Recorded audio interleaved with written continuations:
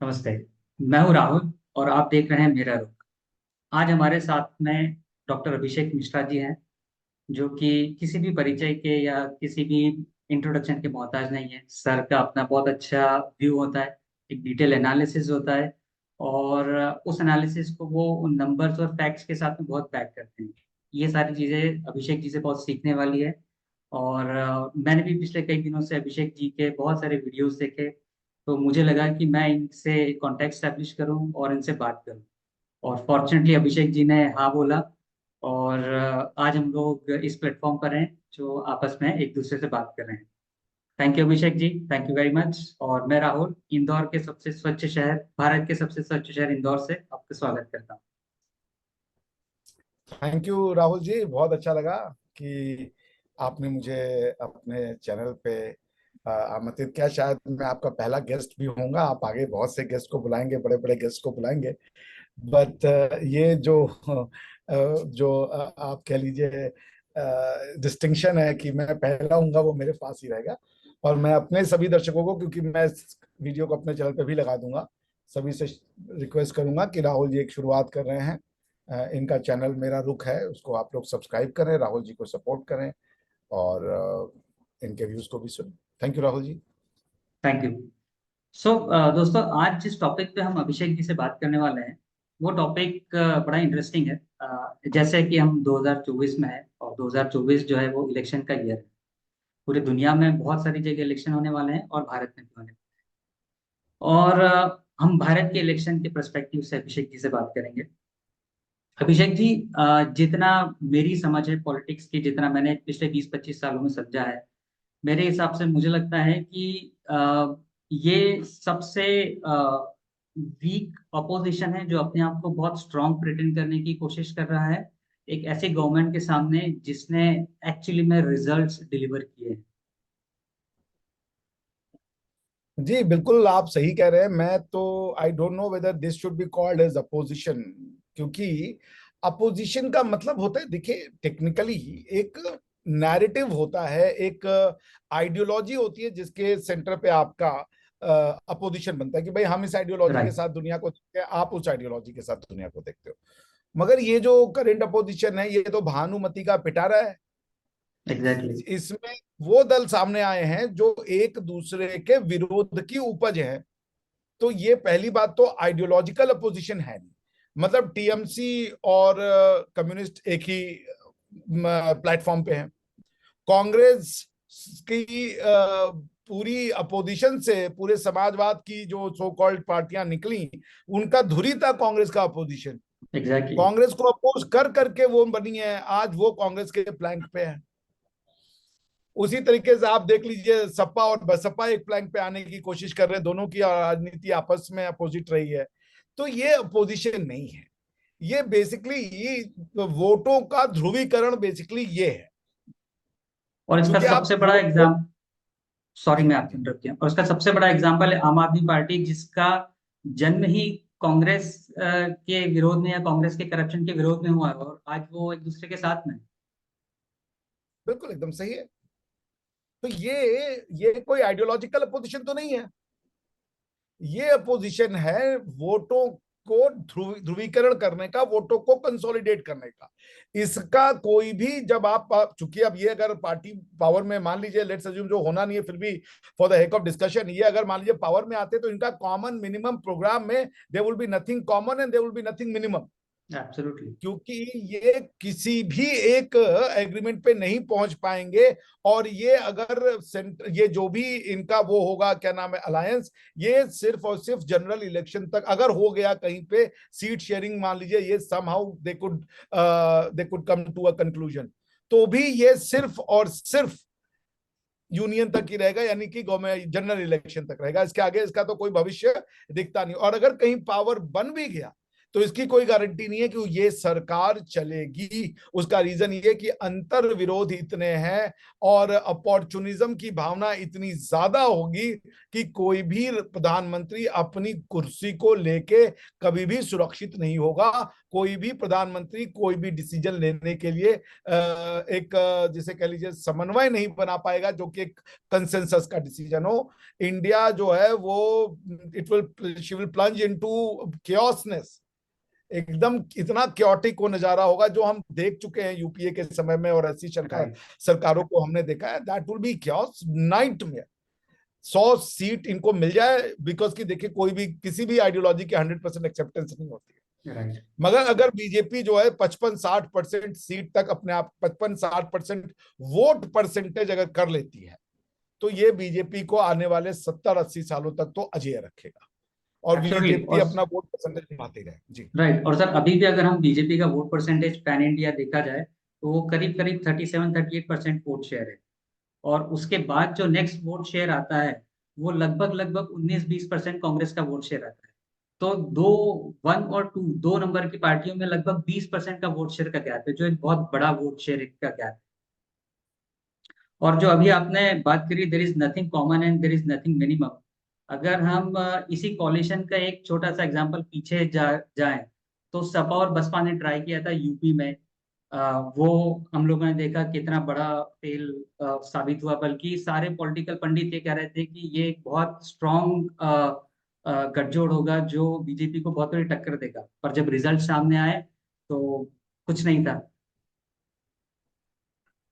बिल्कुल, वो कैसे दे देता टक्कर भाई। वो देखिए, ये बहुत सिंपल सा बात है कि लीडर के मिल जाने से क्या काडर भी मिल जाता है, और बिल्कुल भी काडर के मिल जाने से क्या वोटर भी मिल जाता है?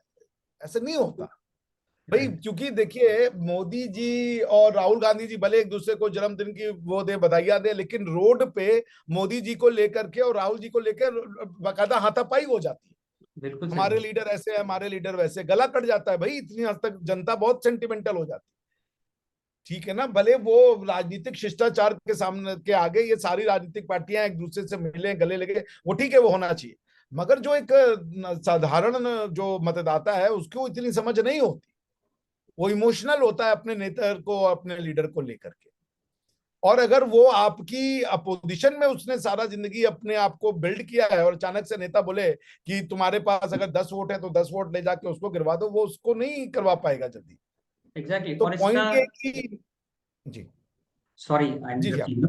और इसका बेस्ट एग्जांपल हम लोगों को पंजाब में देखने को मिलता है, जहां पर पंजाब की स्टेट कांग्रेस यूनिट बिल्कुल अगेंस्ट है आम आदमी पार्टी के साथ मिलके चुनाव लड़ने में। और आए दिन अधीर रंजन चौधरी भी कुछ ना कुछ ममता बनर्जी के सामने बोलते रहते हैं। तो इसके ये दो बड़े एग्जाम्पल हमें सामने दिखते हैं। देखिए, ये तो बात तय है ना, ये सारी पॉलिटिकल पार्टियां, जब मैंने ये कहा कि ये कांग्रेस के विरोध से बनी है, इसका मतलब कि कांग्रेस का वोट लेके बनी है ना। Exactly exactly. इनका जो वोट है, इनका जो मतदाता है, वो पहले कांग्रेस को देता था, अब इनको मत। अगर ये अपना वोट कांग्रेस को ट्रांसफर करा देंगी, इसका क्या गारंटी कि ये वापस इनके पास आएगा? एग्जैक्टली। वो तो ये अपने अपने वोट बैंक को लड़ाई, इतना आसान नहीं होगा सीट शेयरिंग का। जो भी अगर कोई दूसरे मोर्चे की सरकार बननी है तो उसका न्यूक्लियस में एक बड़ी पार्टी का होना जरूरी है, जो कम से कम 200 से 220 सीट अपने दम पे लाने का मुद्दा गट्स रखती हो। तब जाके छोटे छोटे 10 सीटें वाली, 5 सीटें वाली दल को जोड़ करके आप कुछ बना सकते हो। ठीक एग्जैक्टली। है ना, अगर वैसा नहीं है, अगर वैसा आपके पास नहीं है कि आपके पास 200 सीटें, क्योंकि 200 के बाद 72 सीटें, मान लीजिए 30-50 सीटें आप साउथ डाउन साउथ से ले आते हो, वो पार्टियां डीएमके वाली हो गई, ये वो हो गई, उसके बाद कहां से सीट लाओगे आप? उसके बाद सीट एग्जैक्टली। लाना मुश्किल हो जाता है। तो आपको यदि 220 के आसपास का सीट नहीं मिल रहा है तो आप एक गठबंधन की सरकार नहीं चला सकते। वो अगर चलाओगे तो उसकी अवधि बहुत छोटी होगी।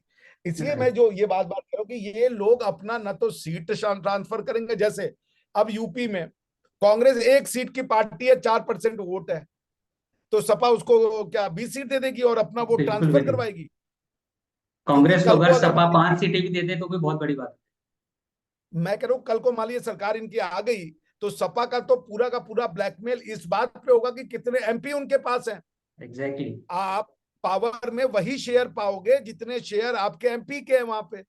अब एग्जैक्टली। कांग्रेस ये तो नहीं रिकॉग्नाइज करेगी कि भाई, जैसे अब आप इसका ये एग्जांपल देख लें, जब लालू प्रसाद यादव और नीतीश जी का गठबंधन से बिहार में जीती थी, तो लालू यादव को ज्यादा सीटें आई और नीतीश कुमार को कम सीटें आई। उसके बाद भी लालू यादव ने नीतीश कुमार को चीफ मिनिस्टर बनवा दिया था। लेकिन लालू यादव ये कहते तो नहीं थकते थे कि हम तो अपना उसको वोट ट्रांसफर करवा दिए, वो नहीं करवाया, लेकिन चीफ मिनिस्टर वो बन गए। राइट। ठीक है ना? तो बात तो यही है कि क्या समाजवादी पार्टी और अखिलेश यादव इतने मूर्ख हैं कि वो अपना वोट ट्रांसफर करवा करके कांग्रेस को अपनी नंबर ऑफ एमपी का सीट कम कर लेंगे और राहुल गांधी को प्राइम मिनिस्टर बनवा लेंगे? वो बिल्कुल नहीं। कतई नहीं हुआ, क्योंकि एक बार जब सीट आ गई, वो एमपी तो कांग्रेस के ही खाते में रहेगा। पूछा जाएगा आपके कितने एमपी है।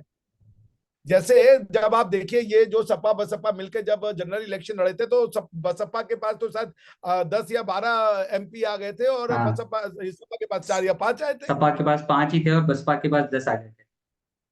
तो आप सोचिए, वो तो 10 तो बसपा ने तो ये नहीं कहा कि ये बेसिकली सपा के वोट से बने हुए हैं। बसपा ने कहा भाई ये तो हमारे एमपी हैं।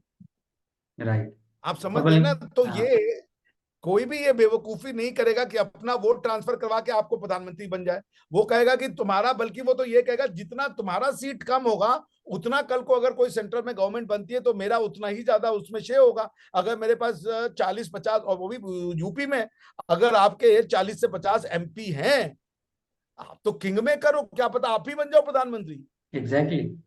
एग्जैक्टली। तो सपा ये गलती तो कभी नहीं करेगी। 2-3 सीट दे दे कांग्रेस को, वही बहुत बड़ी बात हो जाएगी। और आपके एग्जैक्टली। पास यूपी में, आप उसके बाद कांग्रेस, आप वहां आ जाएं, क्या नाम है, बिहार में क्या आरजेडी और जेडीयू के बाद कांग्रेस को देने के लिए कुछ बचेगा?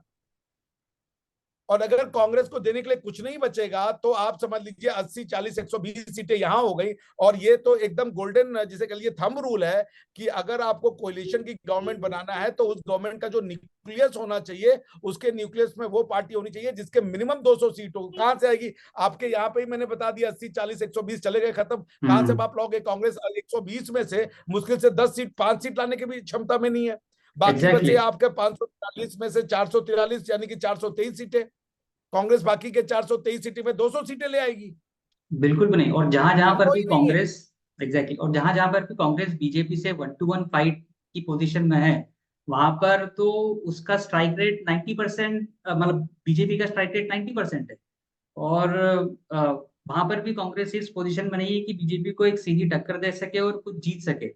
एमपी हो गया, राजस्थान हो गया, गुजरात हो गया, कहीं पर भी कांग्रेस लोकसभा इलेक्शन के पर्सपेक्टिव से देखा जाए तो इस पोजीशन में है ही नहीं कि वो 10 सीटें भी निकाल सके। लोकसभा के पर्सपेक्टिव से तो बीजेपी मैक्स आउट कर रुकी है भाई। 26-26-26-0, एब्सोल्युटली। 25-0, ऐसी एब्सोल्युटली। तो सीटें आएंगी उनकी। एब्सोल्युटली। तो पॉइंट यह है कि जनता इतनी मूर्ख नहीं है। देखिए, जनता हम्म। जो है ना, वो रीजनल आइडेंटिटीज को समझने लगी है। हम्म। समझती है कि वार्ड में मेरा किससे क्या काम है, तो वार्ड में क्या काम करवाना है, विधानसभा लेवल पे क्या काम कराना है, और भारत सरकार से क्या काम कराना है। एक नॉर्मल आदमी को भारत सरकार में ज्यादा रुचि नहीं है। वो बस इतना ही देखता रहे हमारे मोदी जी जाके रशिया के प्रधानमंत्री के साथ खाना खा रहे, वाह वाह वाह वाह, इससे ज्यादा उसका कोई लेना देना नहीं है। क्योंकि वो एक विधानसभा में रहता है। उसका जो मेन काम पड़ता है वो एमएलए से बंद पड़ता है, या तो अपने शहर के कॉर्पोरेट से पड़ता है, कॉर्पोरेटर से एग्जैक्टली। पड़ता है। एमपी से उसका कोई लेना देना नहीं है। एमपी के पास ढेले भर की पावर भी नहीं है। सिवाय क्वेश्चन पूछने के लिए एमपी के पास कोई पावर नहीं है। उसके पास प्रिविलेजेस तो हैं भारतीय संविधान के अंदर में, पर मेंबर ऑफ पार्लियामेंट के पास पावर कुछ नहीं है। वो एग्जैक्टली। आपका, जब वो मिनिस्टर बन जाएगा तो भले कुछ पावर आ जाए, अदरवाइज अगर वो एमपी है तो उसके पास कोई पावर नहीं, यूजलेस। तो पॉइंट इसमें क्या है?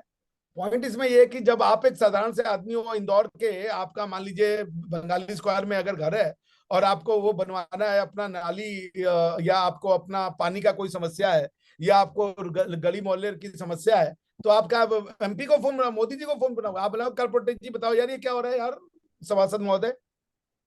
तो उसको, वो मोदी जी ने क्या दे दिया है कि जब वो देखता है कि बाहर मेरे प्रधानमंत्री जी, जब ऑस्ट्रेलिया के प्रधानमंत्री कह रहे Modi is the boss, Putin कह रहा है कि मोदी इज द बॉस, जब बाइडेन कह रहा है कि मोदी इज द बॉस, उसको लगता है यार सही आदमी है यार, ये बाहर जाके क्या नाम कर रहा है, जाके पाकिस्तान एब्सोल्युटली। में बालाकोट का अटैक हो रहा है।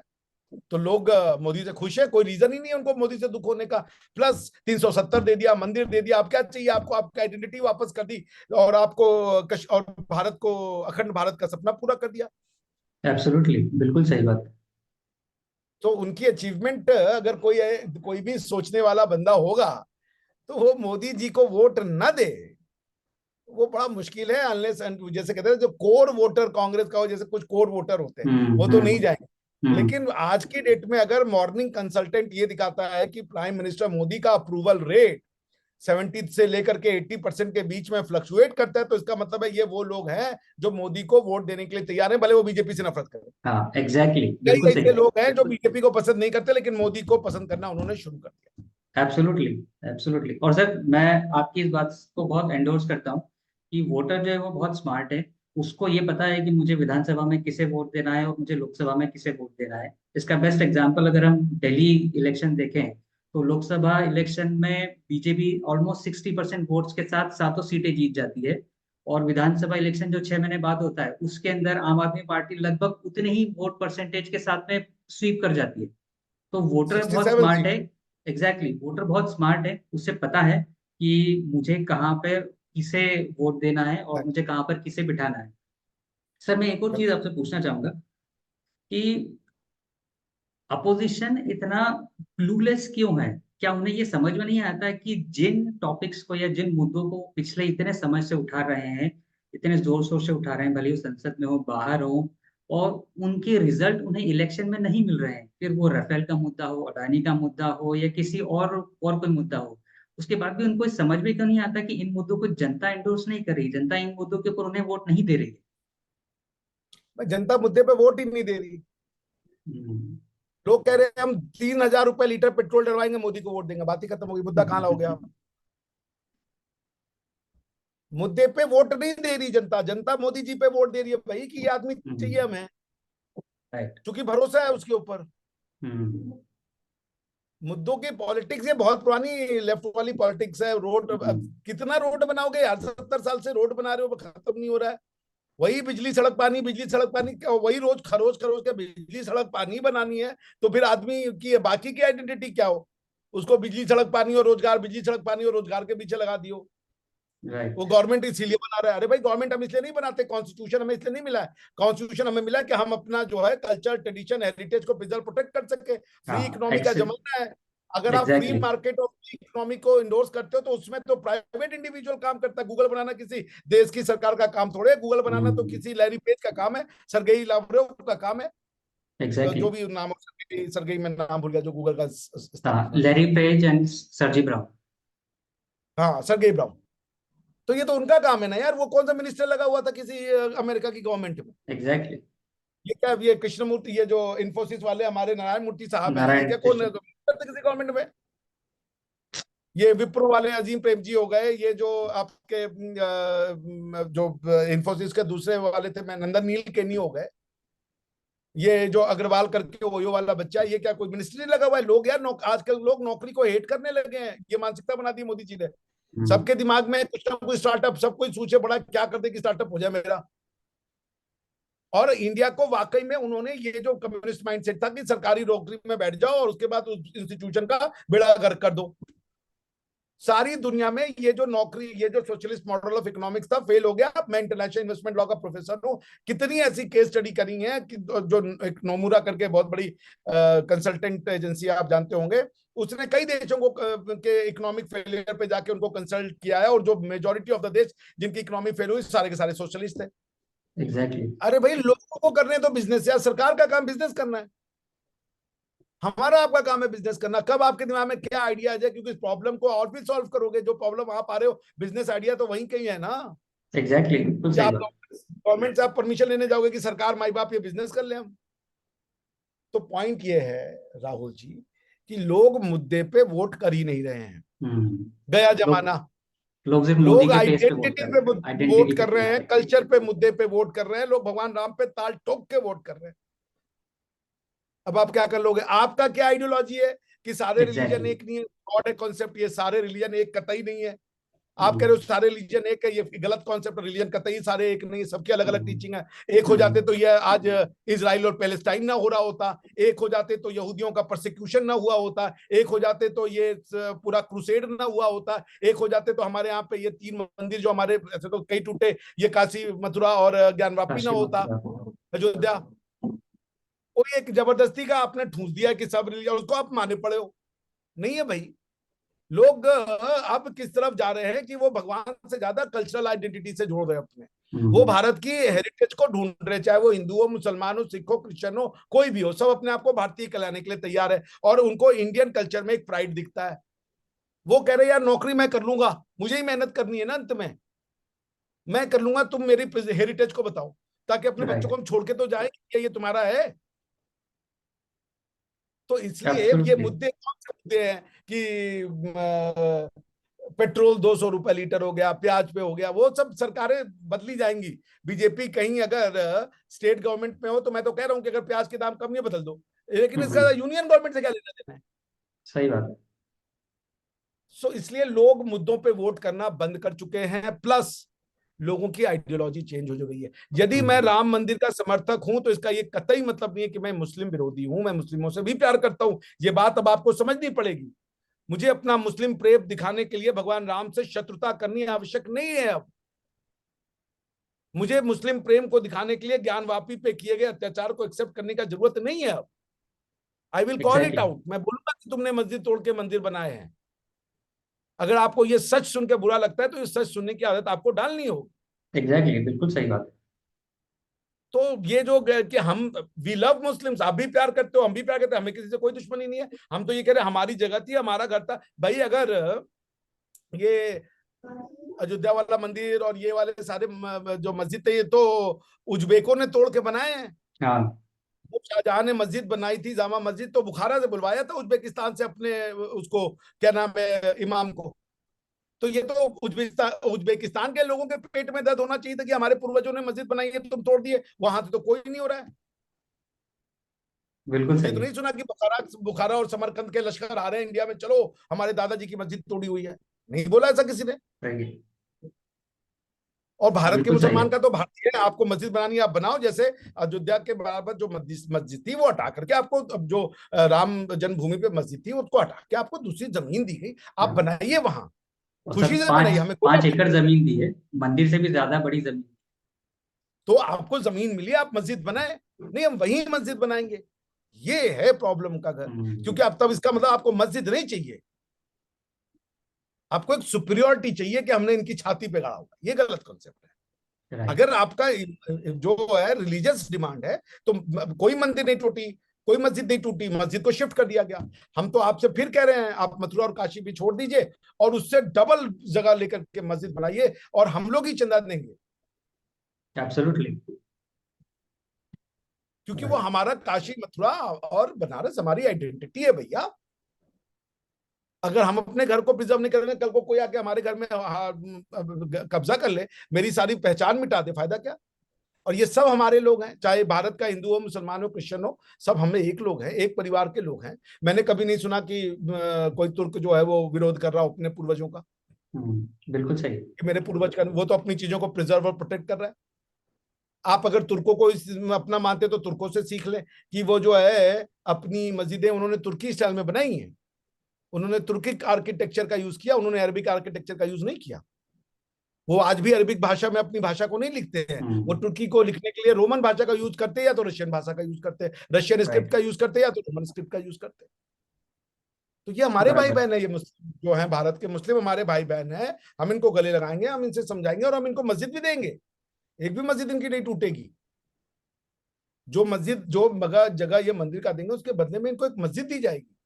बराबर। एक नहीं, आप दो ले लो, हमारे ही परिवार का हिस्सा हुआ। सही बात है, लेकिन आप एब्सोल्युटली अगर सर। से कर दे, भाईचारा में आए, तो वोट ही खत्म हो जाए। कल को आप भी बीजेपी को वोट दोगे, क्योंकि नरेंद्र मोदी तो अपने कल्चर और ट्रेडिशन को प्रिजर्व और प्रोटेक्ट करने की बात कर रहा है ना। और जब आपने हम्म। कहा कि हमने टू नेशन थ्योरी छोड़ दी है, तो टू नेशन थ्योरी का छोड़ने का मतलब होता है कि ये एक्सेप्ट कर लेना कि हिंदू और मुसलमान एक कौम है, दो कौम नहीं है। तो जब हमारा और आपका नेशन एक है, ट्रेडिशन एक है, कल्चर एक है, हेरिटेज एक है, हिस्ट्री एक है, तो फिर अब कैसी लड़ाई। आप एग्जैक्टली। तो कहते हो हमने टू नेशन थ्योरी को रिजेक्ट कर दिया। Exactly. Right sir. So sir, थोड़ा समय की अ, अ, पाबंदी को देखते हुए, चूंकि आपने आधे घंटे का समय दिया था, सो अभी आपसे बात यहीं पे स्टॉप करनी पड़ेगी। पर नेक्स्ट टाइम आपसे जरूर फिर से मुलाकात होगी, या कोशिश करेंगे आपसे फिर से मुलाकात हो किसी न किसी एक और दूसरे टॉपिक के साथ में। सो आपने अपना वक्त दिया इसके लिए सर बहुत बहुत शुक्रिया। Thank you Rahul.